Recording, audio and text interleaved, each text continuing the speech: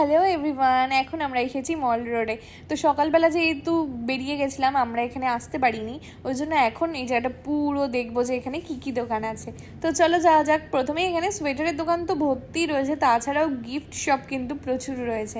আমাদের আসতে একটু দেরি হয়ে গেছে, তো ওই জন্য আমাদের যা করতে হবে খুব তাড়াতাড়ি করতে হবে। গিফটও কিনতে হবে, গ্লিনারিজেও যেতে হবে।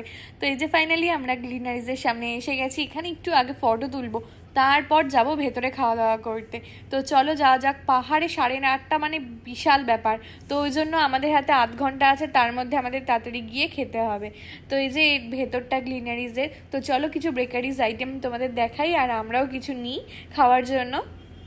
প্রচুর আইটেম আছে, আবার দেখছি কিছু কিছু আইটেম ওদের মানে শেষও হয়ে গেছে, ওই জন্য ওদের কাছ থেকেই জিজ্ঞাসা করে নিলাম যে ওদের বেস্ট আইটেম কী আছে। আর জাপানিজ ওই চিজ কেকটা ছিল, তো ওই জন্য ওইটা তো নিয়েইছি। আরও 2-3 রকমের আইটেম নিয়েছি।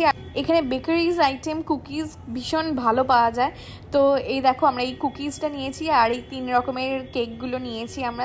তারপর খাওয়া দাওয়া সেরে আমরা একটু গিফট শপে গেলাম, ওখান থেকে কিছু জিনিস কিনলাম। আর তারপর চলে গেলাম একদম মল রোডের সামনেই ছিল ওয়াও মোমো। পেস্ট্রিজ এত খাওয়া হয়েছে, আর তারপরে এই মোমো খেয়ে আমাদের পেট একদম ভর্তি হয়ে গেছে। তো এবার আমরা যাচ্ছি হোটেলে। দেখা হচ্ছে তোমাদের সাথে নেক্সট ভিডিওতে।